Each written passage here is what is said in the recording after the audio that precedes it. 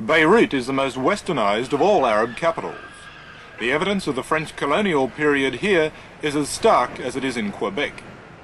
In the days of the French, Beirut was a Mediterranean tourist paradise. Still there are traces of this slowly disappearing past splendor. But as surely as the Middle East turmoil keeps away the tourists, it keeps away the business too, especially the banking business that had made Beirut the financial capital of the Middle East. Now the Lebanese army has tanks and armoured cars permanently stationed on the footpaths outside all bank buildings in the capital. Taking the place of the timid business executive in Beirut, a new business has developed. Revolution. Palestinian revolution.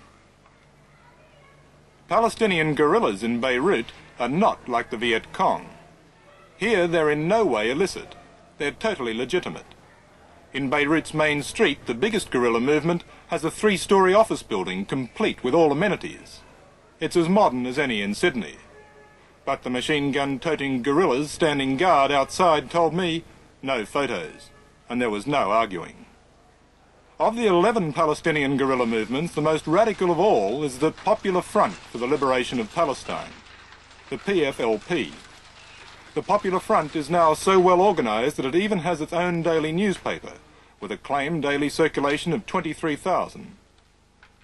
It was the Popular Front that hijacked and blew up 3 jet aircraft at Revolution Airport in the Jordanian desert. And it was the Popular Front that dynamited the Pan American Jumbo at Cairo. The Beirut leader of the Popular Front is Ghassan Kanafani. He was born in Palestine but fled in 1948, as he puts it, from Zionist terror. Since then he's been plotting the destruction of both the Zionists and the reactionary Arabs. I know what I know really, that the history of the world is always the history of weak people fighting strong people. Of weak people who has a correct case fighting strong people who use their strength to exploit the weak. Turn to the fighting that's been going on in Jordan in the recent weeks. It's your organisation that's been one side of the fight. What has it achieved? One thing, that we have a case to fight for. That's very much.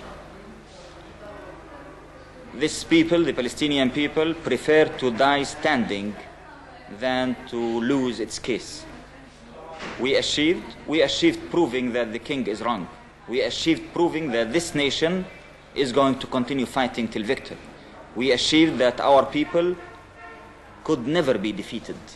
We achieved teaching every single person in this world that we are a small, brave nation who are going to fight to the last drop of blood to put justice for ourselves after the world failed in giving it to us.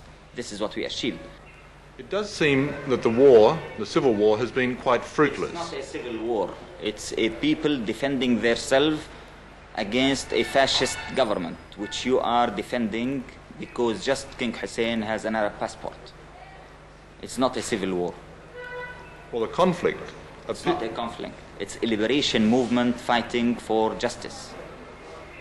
Well, whatever it might be best called... It's not whatever, because this is where the problems start. Because this is what makes you answer all your questions, ask you all your questions. This is exactly where the problems start.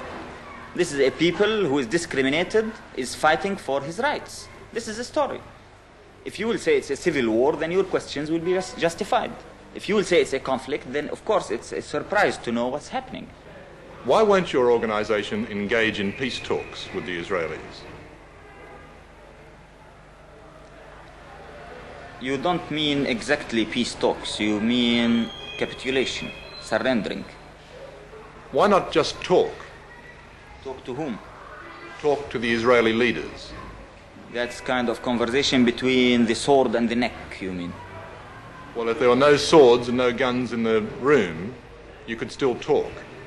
No, I had never seen any talk between a colonialist case and a national liberation movement. But despite this, why not talk? Talk about what? Talk about the possibility of not fighting. Not fighting for what? Not fighting at all, no matter what for. Yeah, people usually fight for something and they stop fighting for something. So you can't tell me even why should we speak about what? Well, stop fighting. For what? Or talk about stop fighting why? Talk to stop fighting, to stop the death and the misery, the destruction, the pain. The misery and the destruction and the pain and the death of whom?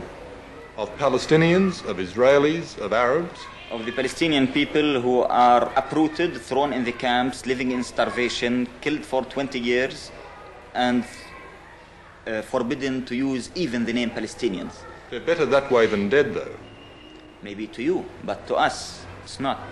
To us, to liberate our country, to have dignity, to have respect, to have our mere human rights is something as essential as life itself.